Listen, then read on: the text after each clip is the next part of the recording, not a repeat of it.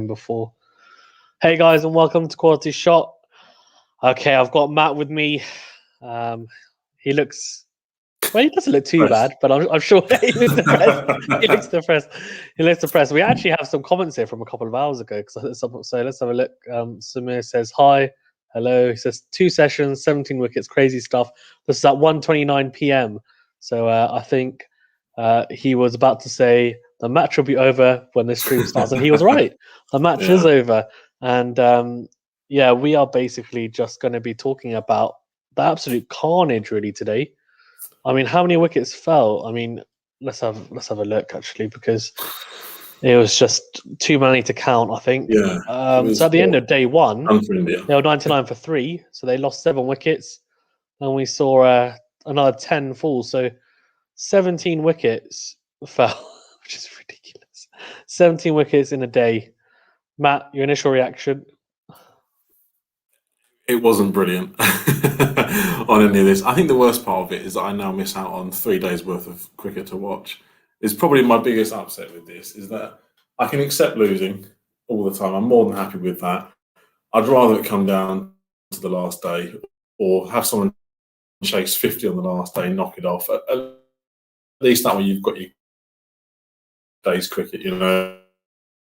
You're expecting that. The worst part is that I'm just going to be sat here with 3 days being annoyed about it, knowing that I can't turn on Channel 4 and enjoy it, especially being the only sort of top test at a really kind of enjoyable time to kind of get up, make your coffee, start your work day, and chuck it off, unfortunately.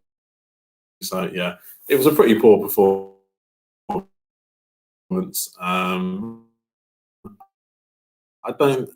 The pitch will get most of the attention and criticism. Yeah, the pitch will for sure. Matt, you're just cutting out actually. I understand. I think to lose in such a manner like that, you would be more than annoyed. It's what's saying. Surely we're losing, Matt. Would be doable. Oh, there you go. There you go. I'll give a full house tour and I'll switch around the corner. There you go. Is that better? Right. Yeah, I suppose it is. Yeah, I think that's better. Yeah. You're just cutting out. I think you're saying you're talking about the pitch, and you said that is frustrating because obviously you don't get to see another 3 days cricket on Channel 4 free to air. Definitely, and I think it's the sort of thing that if you're a neutral and you've never really watched a game before, and you're sat at home because you're furloughed or whatever the reason being, or you're a kid off school, you only get to watch 2 days of chaos really on that, which I think is probably the most upsetting part of it. I do think with it, it's a case of you get frustrated watching that people can't score singles, and kind of. Sorry, can you still hear me? I think I'm cutting out. Yeah. I think you are. It's okay. Whilst we're waiting for Matt to come back, I mean, it was just absolute chaos, really. Absolute chaos. I mean, India just absolutely ripped through England, and I haven't seen a test match like this. I don't know if I've ever seen a test match like this. I mean, 2 days of absolute carnage, really. And Matt is back, and I think he's looking bright in the face. He's looking there better. You go. I've changed rooms again, so that should make it a little bit easier on this. But yeah. What have I missed apart from me cutting out 3 times? No, I was just saying it's absolute carnage. I mean, India ripped through England, but to be honest, India had a bad they had a bad time with the bat as well in the first innings. And I think the pitch was just, as I said, like I don't really mind if it's in favour of one team or the other, but I just think it was really in favour of. It was one-sided in the sense that it was for the spinners, and you want to see a pitch that has the ability to be able to go at least 4 days, if not 5. And what it didn't give was an extra 10% to India. It gave them 50%. You know, like it wasn't giving them a home condition competitive advantage where you go, well, naturally it's going to suit one team more than another. It was quite a marked difference between the two in terms of kind of getting absolutely battered. But then losing only by 10 wickets almost flatters it in terms of actually it was close enough that those 10 wickets were only worth 70 runs, you know. Whereas other games, when you're chasing 250, whatever, those runs are worth way more, and those wickets are worth more. I mean, to think there was 250s is almost unbelievable in the test, really, the more you think about that. And actually, considering how well Crawley played in that first hour, that seemed to be the only time it was good for batting on, was the first part of that new ball against Seam. And I think some of the comments you had yesterday was, or maybe earlier in the midday stream, was you got 5 pretty good seamers. You get 2 wickets between them out of the 30 that were taken in the match, really. Bit of a shame, but that's part of it, I guess. Yeah, 28 wickets from spinners, which is crazy to think about. And he just shows how spin was so dominant on this track. And I think when you say it gave 50% to India, I think it's also probably because of the fact that if you look at it, I mean, England's spinners are pale in comparison, unfortunately, to India's. And then they didn't pick a second spinner as well. They kind of were a bit naive, I guess, to think that the pink ball would do quite a lot under the lights, and you know, Anderson and Broad would come to the game, and that wasn't to be at all. Really, it was just it was turning square on day one, and I think there's a bit of naivety there because they should have really known that, given what happened in the second Test match. Part of it is also that you're a part-time spinner shouldn't be getting 5 wickets for 8 runs. You know, that shows the pitch, doesn't it? Yeah. Yeah. I mean, Root's good, and he's got his golden arm, and he'll kind of fire through things. Actually, there's a few key wickets where he dislodges set batsmen, kind of in the last Ashes, etc. It shouldn't be that he can bowl that well with about 5 wickets. When actually, that probably should have been a 1 or 2 wicket spell on any other pitch where you go, yeah, he's bowled well, he's got him a couple, and now he's got to turn to the rest of the bowlers. I think Leach bowled actually fairly well throughout this. And actually, once he sort of learned that it wasn't the turning ball, wasn't the wicket ball, that was the one that stuck in people's minds. Actually, it was the one that slid on straight every single time. The one that got people. No one could read the pitch, and normally when a pitch turns, it turns outside you off stump if you're a right-hander. You know, it's foot marks it spins from. But this was turning on the lines of the wicket away from that, and that's what kind of causes the real challenges in batting on that sort of pitch, I guess. But yeah, it was quite enjoyable in a bizarre sort of painful way to go, how many wickets can you lose? Yeah. Matt, your sound's going a little bit. You're kind of going quiet at times. I've been close. I'm having no luck to them on the work laptop. I'll teach you for slinking off early. So. With the technology, it's crazy. But yeah, no, I agree with you. I think it's weird because it was turning so square, and as you said, not off the foot marks as well on day 1, day 2. Yeah. Then that delivery that goes straight on with the arm, with Leach and Axar Patel had a lot of, I guess, success with it because the batsmen were expecting it to turn square. And also, you know, if you think about the deviation, I think it was nearly twice as much as what you'd normally see in a day 1, day 2 pitch, and that means that the batsmen sometimes, when they're able to, they might play the wrong line or misread the delivery sometimes, but they'll get a bit lucky. They'll get an outside edge, you know, that they'll kind of be close enough to be able to adjust. But because the ball's deviating so much, that difference between it deviating and then going straight on, it was so big that they just looked silly, and it was going through bat and pad, or they were missing it completely and trapped LBW, like Root's dismissal. I mean, he was like, okay, like, what can I do? And I just think that was the issue, I think. And it's not good for Test cricket when it's finished on day 2, because it's just, and it wasn't a case of, there was some poor application from the batsman, but some of the deliveries that they got were just unplayable. Like, and unplayable in the sense that, like, you just have to say, well, that's a fantastic delivery, and that happens maybe 2-3 wickets in a Test match, but not none of them are jaffers. I mean, that's the thing with it. Like, I always find with finger spin, you're getting out to deception, or you're not playing something quite correctly. And I think that when things are turning on the line of off stump, like how else are you meant to play with that? Like, because normally if it turns, as I mentioned earlier, it's out the footholes, it's outside the off stump. If it's turning away, you can just let it beat you outside edge and go, I've got away with one, and play always the line and just accept the one that goes straight, the one that you can play with. This one, it was pitching sort of on middle and leg, and was turning and down and kind of threatening you off stump. Like I don't know how you particularly face that. I think that's probably the pitch.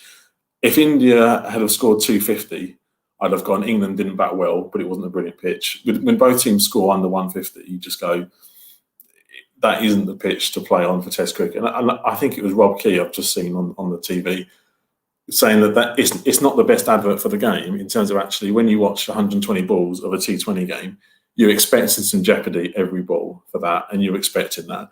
When it's Test, you sort of don't want that. You want to be bored for 5 minutes, on some of these things and sort of go, there's a bit of a contest here. No one's really winning, but it might change in a couple of strokes, And I think that's where it's disappointing. It isn't the best advert for cricket at all. No, it's not. It's not, because if you look at some of the best Test matches just this year, even or kind of come the turn of the year. Obviously, India's win at the Gabba in Australia that went to 5 days, and there was they nicked that in the 5th day with a really good run chase. Similarly, Carl Myers for West Indies with that double 100 against Bangladesh in the final day, chasing a 395, which was incredible. So I think, it's not, is it? And it's supposed to be a Test match that goes to around 5 days. So I just think, it's not a good advert. Yeah, there was some poor batting. I just think the pitch, and it's not India's fault. I think India probably would have said, I reckon India would have said to the groundsman, can you make it a bit more spin friendly? And I think he's just gone off on one and completely made it into a rank turner on day one, which is carnage for 2 months for both batting lineups. I think the worst part of it is the fact that it's a pink ball Test, so therefore the whole point of that is that you're getting people to watch it in the evening, and you're trying to appeal to a different market, whereas people who haven't got time in the day to watch it really. But actually, you're trying to squeeze the time into kind of more the evening, where people will finish working like we have ish, and we'll turn on at kind of 4:30. We'll watch the last little bit. We'll enjoy the last session of the Test and go, I really enjoyed that. I'm glad that they delayed it, and therefore we got some more time to watch it. Because actually for this, it's done. It's completely blitzed. It's run through. It's a shame, really. As I say, I mean, probably the worst part is the fact that I'm happy for England to lose. I don't mind that at all. If anything, if we won all the time, I'd be bored of it. I couldn't be an Australian for that reason in the 90s. You get sick of winning, I think, on some of that because there's no jeopardy. But with this, it was like, well, literally any ball that goes down, it could get a wicket. Now, that's not that interesting when you've got the top 6 trying to bat and actually score some runs. When someone's hanging on for dear life and it's the last 3 overs, and you've got Panesar and Anderson at one end trying to stay in for half an hour, that's interesting. There's no storyline to tell with this Test. We just got beaten, There you go. Yes, Sarthik's just mentioned. Oh, this is interesting. Yeah. So brand new news since the last time you streamed. ICC can't find anyone for the kind of pitch they produce, but the stadium and the management can be questioned and fined for the pitch they produce. Wow. So this looks like a bit of you could say conspiracy here, but I don't know whether it's again like I think India would have said to them, "Can we just?" I think. It was a child, right? So one of my subscribers, he was actually in the stadium yesterday watching it whilst I was streaming. So he was commenting, going like, kind of talking to me about it. And he said that he's a local boy or local guy. And he said, Ahmedabad normally in the Syed Mushtaq Ali Trophy, which is their domestic one-day format, like similar to the championship. In that format, he said, Ahmedabad normally the first like day 1 to 3 is like a batsman's paradise. Yeah. And then 4 and 5 is like where, the spin comes into the game big time. And there's a little bit kind of day 1 for the seamers, is it because they have to have a certain amount of grass on the pitches as well. So there's a little bit of, I guess, help for the seamers. But he said the issue is that since they've remodeled the stadium and they've rebuilt it, they've got like 11 different strips. Every single one plays differently. Yeah. And apparently the way they sold it was, this pitch can play like Perth. This pitch can play like the Gabba. This pitch can play like Birmingham. So, the pitches, basically the stadium has lost its character in the sense that, I don't like that. I was just going to say that. I think actually, because what I quite enjoy about, in a way, some of the intrigue of why England choose the 5 venues they do for the Ashes is because they'll try and choose pitches that don't suit Australians when they come over, or they'll try and the ones that don't suit the Indians when they come over. That's part of the intrigue. Is normally that's what you get to choose is the grounds that you're doing it, and then the money comes into it on that side of thing. But it is a shame because Canterbury, my local where Ken play, has got a slope bigger than Lords. No one ever talks about it, but it's really interesting for that. And actually, the average score at Kent is like just over 200, pretty much, because it's tough to bat on. Now that gives its own challenges, and that's what makes it interesting about it. You get results cricket. But then I think like some of the Indian rows that you associate with India, on this is kind of being these kind of 600 plays 500, which is sort of the first test was quite interesting for that. In terms of, it was a case of application and who can last. So no, I'll be interested to see kind of what happens out of this, because in a way, I mean, as a lot of the talk over the last 2 days has been around England are allowed to reduce the sort of pitches they want. But part of that's also the weather on some of those bits where actually that things do just seem there's more humidity and moisture in England at certain times of the year. Yeah, for swing. I agree. And so I think that negates some of the pitch talk. But then again, if you're at Trent Bridge, like what are you going to do if you're a subcontinent batsman against Jimmy Anderson? Like it's no thanks. I think though, talking on that though, I think it's an interesting one because Rohit Sharma said before, like, we don't complain when we go and play on green tops, etc. And like I get that, but I'll kind of lead on from that. Is that that makes sense, and I completely understand the home team has a home advantage. So if they want to like prepare a pitch that's a bit more friendly for them, then that's fine. But for example, if you look at the pitches here in England, from what I know in international games, the oval pitch, for example, it'll be flat and then its spin comes into it later in the last few days. That doesn't really change. They might prep it a little bit, so that's slightly different, but it will never change so much like this pitch has changed. And it hasn't necessarily changed just because they've got those different strips. And so the case is that you could go to a stadium preparing a team thinking that it's going to play this way, and actually they've got 11 different strips that play 11 different ways. And the issue with that is obviously preparation, but also, I think England were very naive in that they probably saw the pitch and didn't change their team, and they should have. As soon as they saw it, they should have thought, we're not going to play the seamers that we've got. Doesn't matter. Yeah. They could have played 5 spinners, and it probably would have been better than playing any seamers. I think whatsoever. Part of that is coming into this with a rotation policy. Is that you're then slightly hampered by your ability to change on the day, I suspect, on these things, where you're not saying, well, we'll go into that test with 13 players who we think are good, and we can then chop and change to fit the pitch. Actually, you're going in with this has to be the 11 because someone's gone home. Moeen Ali has gone home because he rightfully doesn't want to stick around, in bubbles for the rest of his life. If he doesn't want to do that, and I don't blame him at all on those bits. But then you end up with a case you've then got 3 seamers, which by the sounds of it, England wanted to rotate throughout the tour, was to kind of have Archer, Broad and Anderson and Wood kind of flipping between those. And actually we've sort of chucked them in 3 at the wrong point, which is interesting because I don't necessarily know when we're going to get the next opportunity or feel like we're going to get the same opportunity to use that again, because we were slightly baited into this, which I think is quite funny. I think you mentioned that on the other stream the other night. England saw that picture of a massive green top grassy wicket. Like, it looked like my garden. Like it looked nice, but then what they forgot was that they're going to take that all off. And that's 5 days away. Yeah, exactly. I mean, that was the most ludicrous part of it. Is actually England seem to think that, oh no, because the groundsman will never change the pitch, will never water it more, will never do anything. It was very naive. I think for England kind of throughout all of this. But yeah, I agree. Do they learn? I mean, I guess it sort of raises the question of whether they should have more impartial groundsmen.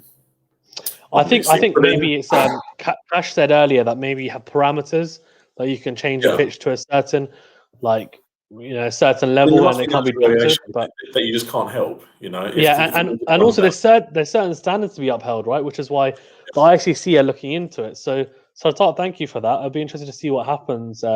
Whether they do, there has to be some type of inquiry into the pitch. It doesn't matter whether even if England won, I would say the same thing. I'm sure Matt would say the same thing, because any test match that ends on day 2, like, I'm sorry, but it's just.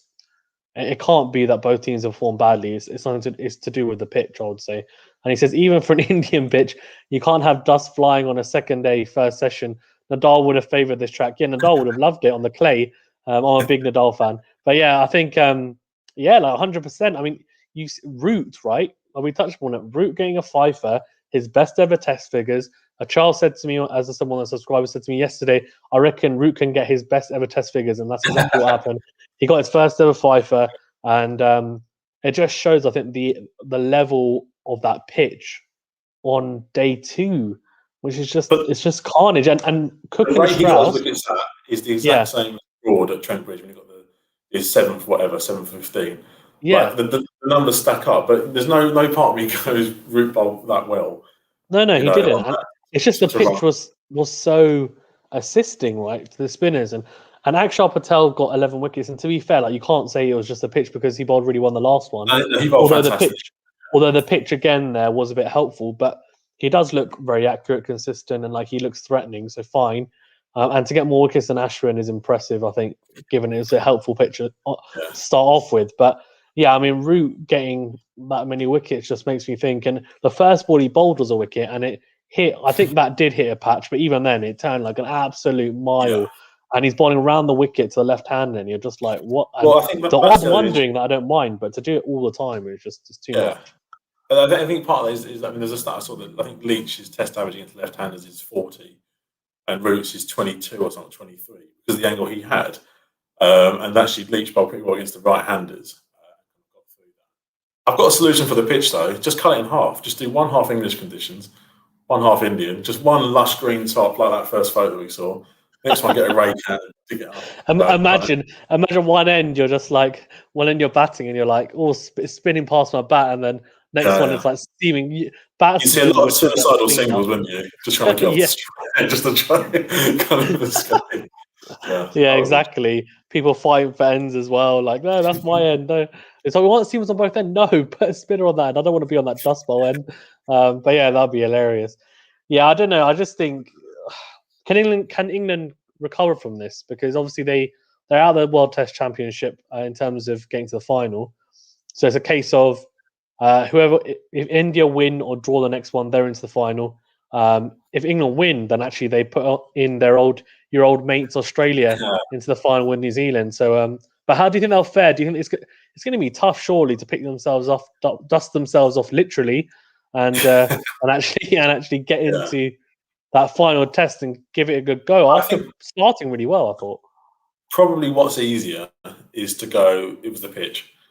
Move on. Let's start again. You know, let's not question our techniques. Let's not question how he batted. But I think actually England still have those problems against spin, and even Crawley, I think, has now got out kind of 4 times to slow left armers. You know, he's not a Peterson, but he's got the same Peterson problems, you know, on those bits. But actually, he looked brilliant against the seamers because the pitch was pretty good for pace, as in it carried very nicely. There's no issue with that. But once the spinners came on, everything kind of ground into a halt. So I think for the next test, we haven't fixed those issues of how to bat against the spinners. And as much as Root is meant to be brilliant and the guy who can score those double hundreds and come into brilliant form with this, and if anyone could have batted on that, it would have been him. At the moment, he couldn't, unfortunately. Fair enough, I'm happy with that. But the Bairstow stuff, he comes in meant to be England's best player of spin, and he's embarrassed, frankly. England's love affair. I said the biggest love affair ever is England and Bairstow. Well, I think he's got like 70 tests now, which is a lot. Like that's as much as Stokes has played, around that sort of number. And you sort of go, well, if he's not the glovesman that you want, fine. You can shuffle that between Butland and Folkes, but the batting just isn't there. He's got all the issues. I mean, because in that first hour on the first day, the ball was swinging in, and I thought he was a prime candidate for an Ishant Sharma into just to knock out his off pole. And if anything, he was saved that embarrassment by coming in a little bit later and then being done by Axar. I think for the next test, it's going to be a struggle. We can't keep blaming it on the pitch, and otherwise, no one's ever going to want to play in the Way Test series ever again. No one's ever going to want to go anywhere. Yeah, I agree. I agree 100%. And so Tata says here, check out Yuvraj Singh's tweet. He summarised the test perfectly. Yeah, he did. I'll just read it out. He says, finished in 2 days. Not sure if that's good for test cricket. He said, if Anil Kumble and Harbhajan Singh bowled on these kind of wickets, they would be sitting on 1,000 wickets and 800 wickets respectively. However, congratulations to India and Axar Patel. What's about congratulations, Ravi Ashwin and Ishant Sharma. So I think, he's alluding to the fact that the pitch is just poor, right? And look, as I said, it doesn't matter whether it's in India deserve the advantage there at home, but I don't think it's necessarily that. It's just the pitch in general was poor, and the batsmen won't want that pitch for the fourth test because they're going to be like, my average is going to go down. I'm going to get cleaned up. So, and Zach Crawley, though, to be fair to him, I think he set the tone of how to bat, and obviously Rohit Sharma took that on a very similar way. And those 2 innings were the kind of only 2 innings you can look at and say they actually look like they know how to bat on this. But when you only have one batsman who's able to bat on it, and also I think Zach Crawley's, his timing was just there from ball 1. One of the balls from Bumrah, it was a 4 defensive, and he just timed it down the ground. He just stood up and it just went. Whoof, yeah, and flew it was just like it wasn't even a push. I think it was just a 4 defensive, and it just timed it so perfectly. It went for 4, just incredible. So, and Rohit Sharma we know is quite attacking, and they're using their feet as spinners. I don't know. It's an interesting one, but I think. Part of me goes, I think Crawley looked better because the moment the spinners then came on when he was already on 40. Yeah. Maybe. Then Axar got one to sit outside his off stump and went miles. And at that point, you're going, wow, that's the pitch. Because before then, no one knew it was going to turn. Yeah. Everyone had suspicions, etc. But it wasn't until that point then the seed of doubt goes in the batsman and go, I've got to play for that spin. And then there's a straight one. They've got everyone pretty much on that. So I think credit also has to be given to India's openers for their first innings for just seeing off that new ball. They knew that Jimmy Anderson and Broad were going to swing it around corners. I think Anderson bowled brilliantly in that first innings. He bowled fantastically, but didn't get any reward for it. But that's going to happen. But then I think it was 6 overs, 3 maidens for 6 runs. Like it was economical in the context of the game. Didn't do anything, But the Indian openers knew what to do, and that was just see off England's strengths and play around that. Again, unfortunately, overnight the position they got themselves into was pretty good. This morning they were pretty terrible as well. And again, that was just the spinners found their way through them. But yeah, I agree. What do you think about the day-night pink ball aspect? In that there was a lot of hype around. Okay, Anderson and Broad are going to get a bucket load of wickets on them. That's why they were the seamers. It literally did nothing. The pink ball, I think it swung for like the first 5-6 overs, and after that, it didn't really do anything. It didn't reverse at all. It was just it was dead, really. The pink ball plays like the white ball does in your 50-over competition, where you need to get 2 wickets in that first 10 overs, because after that, it's not going to do anything. It's a brick that you're chucking down. I think there was a bit that Graham Swan. I'd rather listen to an actual Swan than Graham Swan sometimes, but there was a bit in the commentary when he was talking about how it's good for a spinner, the pink ball, because the seam is so protruding and will stay protruding all the way through. Whereas your white ball and red ball, it won't stick around for as long because it just starts to undo and untether. And so actually at that point, you're sort of going, well, spinners actually get an advantage with the pink ball. I'd love to see the stats kind of broken down between the differences between playing in a pink ball test and a red ball test, and just look at roughly what the differences are. Because I think we all came into this knowing it was going to be a low score affair, but maybe not this low. It all depends on what sort of test match you want. Not everyone wants one when it's 700 plays 700, and then the next team bats out for the 4th and 5th day. That's just as boring as this, in my opinion, if not more so. If anything, you want a competition between bat and ball in that first innings, and then let the natural skill or home advantage come out in that second inning. So the ping ball test, I'm not a massive fan of them in terms of actually, I don't know what it's adding into the game beyond trying to get people to watch. Beyond trying to boost viewership later into the evening in the UK, pretty much, or in each home ground or home arena. It's meant to be a bit more of a kind of a worker-friendly schedule, but if things are ending that soon, there is no point in my mind. Yeah, I agree. I think the intrigue around it is supposed to be normally like Stark did it. India's 36 all out was with that pink ball test, and Stark obviously under the lights, and someone like Anderson, really, if you have a pink ball, maybe if it was a Duke or Kookaburra, it would have done more, but clearly it didn't, and under the lights, and maybe it could be to do with the conditions. I'd assume that a pink ball in the UK, when it's cloudy in the evening under lights, is going to do bits, especially at somewhere like Trent Bridge, right? It would be crazy, and Anderson will probably utilize it, but maybe England got a bit obsessed with the fact that it's a pink ball and it's under lights. I thought, oh, actually, yeah.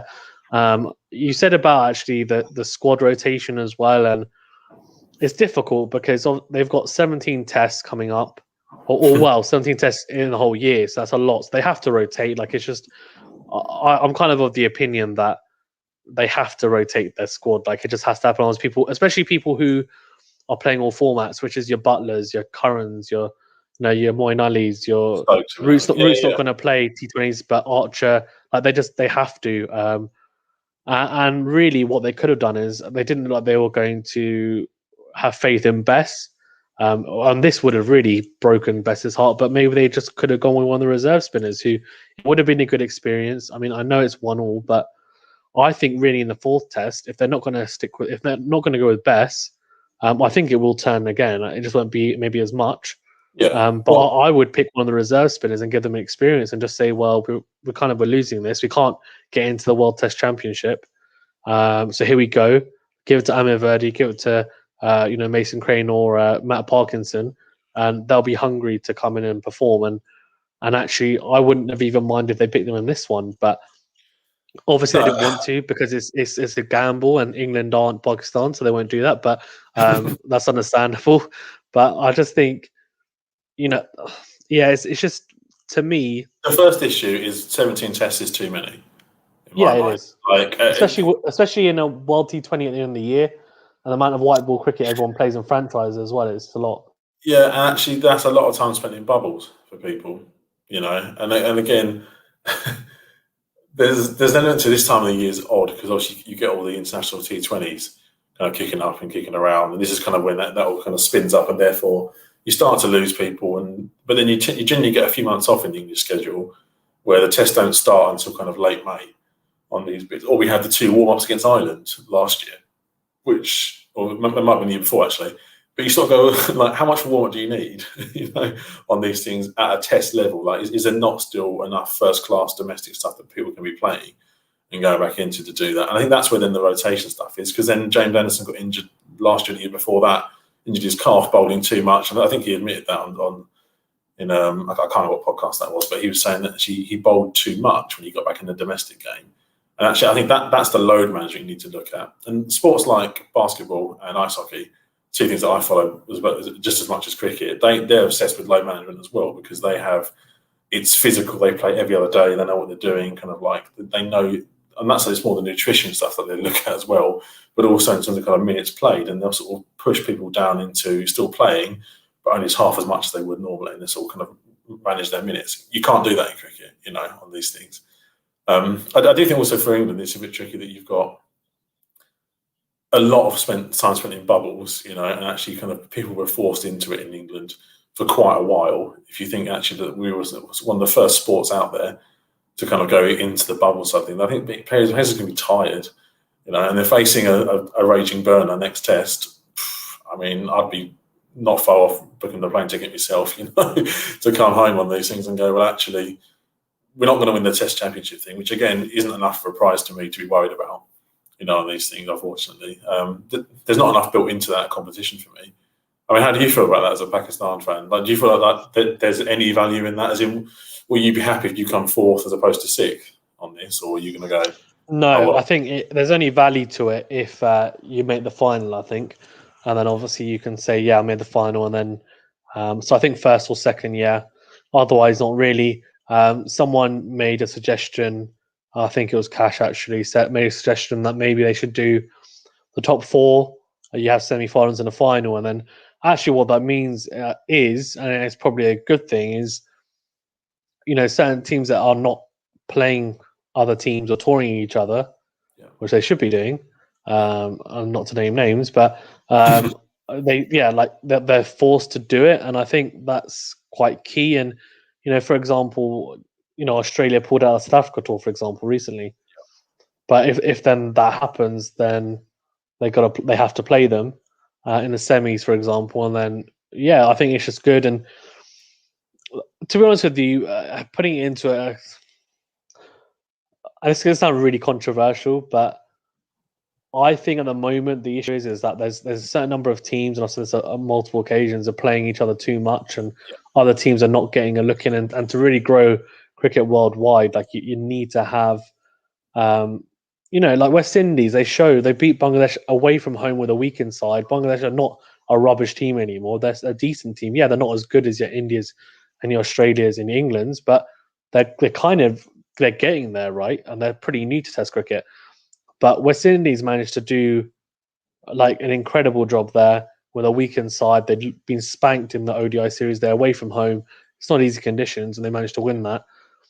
They're obviously on a high. Pakistan, we beat South Africa recently. Whenever we've come to England, we've normally done a pretty good job. We lost 1-0 recently, but before that, we hadn't lost a series in England in quite a long time, which a lot of people might find surprising. So I just think, yeah, obviously in terms of consistency, it's not there, but that consistency and competitiveness to have 8. I mean, the Australian chairman. What makes me laugh is that the Australian chairman said he wants to have 10 to 15 competitive nations, right? Test nations. But then Australia don't play anyone. They're not playing the same too. I mean, I think... so Australia have only played India and England. They pulled out of the West Indies, Bangladesh, and South Africa tour. Yeah. And you can see there's a clear divide in that teams like Australia think that it's a 2-tier system, and it's not. Which the only argument I can make for the Test Championship is to force people to play against teams they wouldn't normally, and actually make it beyond the revenue, and actually how much you're going to sell into the tickets, or TV money, whatever. I think that's the only reason I can see for doing that sort of championship is to force a better level of competition and make you Bangladeshis play against England more than once every 4 years, and not only just when have Bangladesh ever toured England? I don't even remember when they toured England. I don't know, which is unusual. I mean, because in a way you think they were still with interest in the UK. Yeah, there would be. There's a huge Bangladesh. Most of my friends around here are from Bangladesh, or their families are, whatever.